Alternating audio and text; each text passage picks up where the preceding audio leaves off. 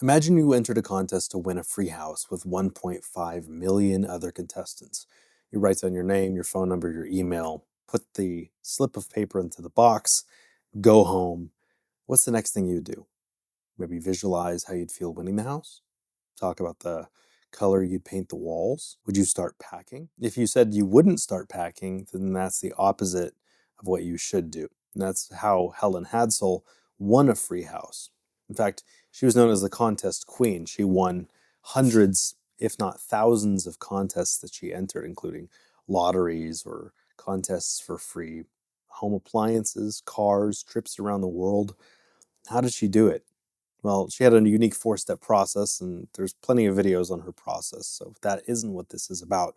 But instead, I'm going to focus mainly on her last step, which I think is the most important. It's been one that's helped me manifest some incredible things, and one that I swear by, because otherwise, if you are making a mistake and not controlling for this last step, you are essentially trying to drive with the emergency brake on. But if you're trying to manifest something that you know is going to change your life in some way, you need to begin to work on your life as if that thing is on its way right now.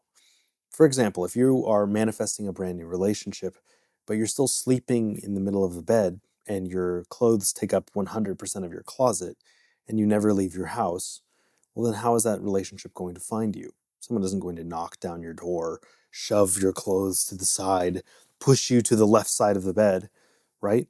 You are subconsciously telling yourself you do not believe that a relationship is coming because you are not making any room for that relationship.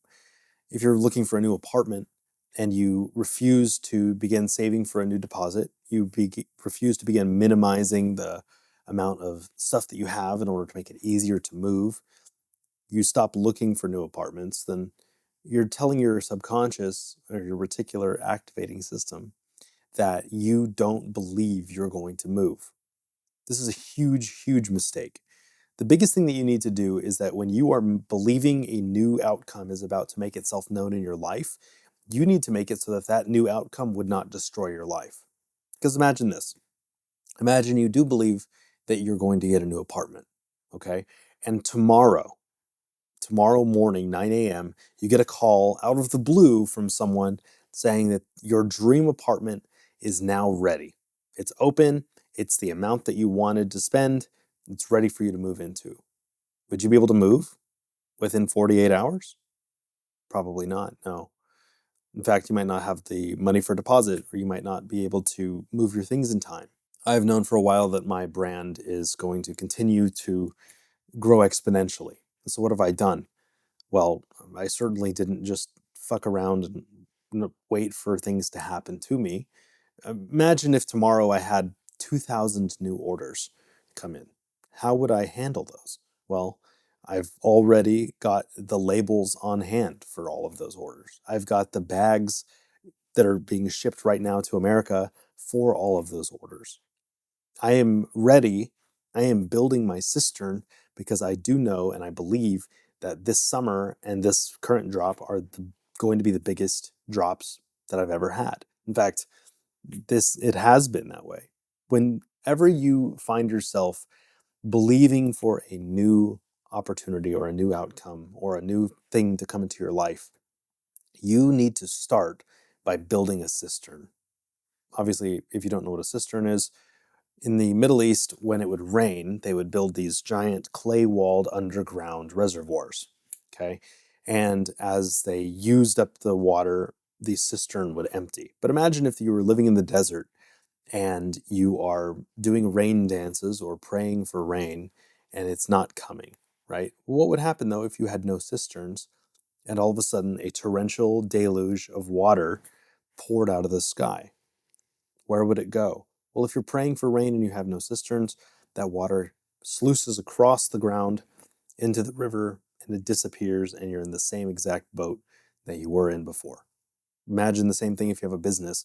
You're begging for more business to come in, but if you do have a celebrity suddenly wear your clothing item or talk about your brand and you get thousands of orders, where are they going to come from?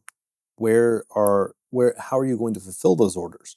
Do you even have enough bags or receipts or shipping labels to fulfill the orders that are going to come in. You're manifesting this outcome, but you don't actually believe it. And what happens when you don't believe an outcome? It doesn't happen.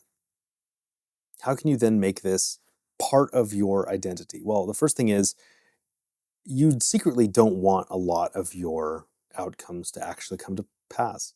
In fact, you might be manifesting the perfect relationship, but anytime someone asks you out on a date, you say no. Or you might be manifesting a perfect relationship and secretly you're telling your friends that you don't want to be in a relationship, you don't really enjoy it, you think that you're happy being single. But what's really happening?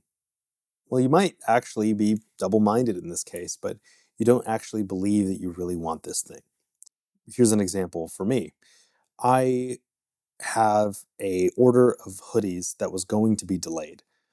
And I received that order. I received that news that the order was going to be delayed. It was going to essentially split my drop in half, and it stressed me out to no end. Well, what did I do? Well, I did two things. One, I decided to not prepare for that horrible outcome.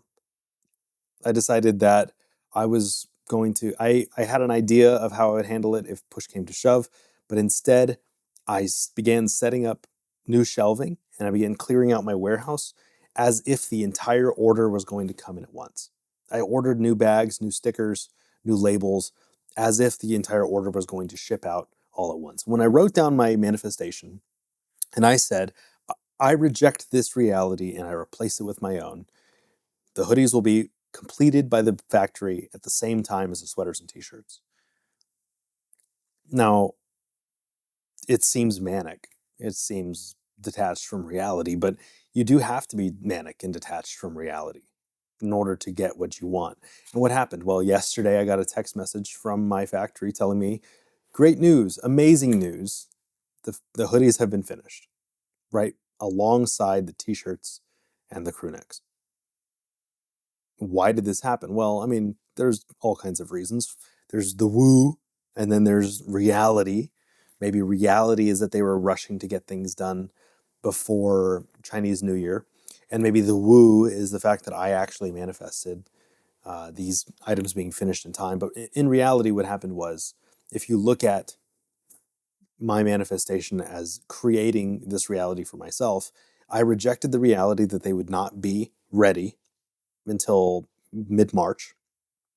I replaced it with my own reality, which is everything would be coming to my warehouse at the same time. And then I began to physically prepare in the 3D for that reality by clearing out shelf space, by clearing out old inventory, by cleaning up my entire process, by ordering new bags, new labels, new stickers, new cards, new wax. I did all this as preparation for the reality that I was manifesting, and then the reality that I was manifesting made itself real. Because here's the thing, to an extent, your brain, your amygdala, the lizard brain in your head, knows when something good would kill you. Drinking too much water will kill you, right? If you prayed for water in the desert and then all of a sudden 100 quadrillion gallons of ocean water dumped on your head, you would die instantly, right? Too much of something will kill you. If you prayed for food and your belly filled with 1,200 pounds of food and you exploded, it would kill you. So sometimes we are asking for things that are just too much for us to handle. But if we do really truly believe that something is worth having, then what we need to do is prepare for that thing to be in our life. And in many ways, when you begin to prepare as if that thing is coming into your life immediately, what happens is you begin to smooth out the possible snags that you would encounter when it comes into your life, right? Let's try this. The next time that you are looking for an outcome to come into your life, I want you to ask yourself how your life would change materially if that thing was in your life right now. If you're ready for a puppy or a kitten and you don't have a litter box for that kitten, then asking the universe to bring you a cat is not going to do anything, right? Prepare a space first, and then the universe will fill it with the thing that you've been desiring. Anyway,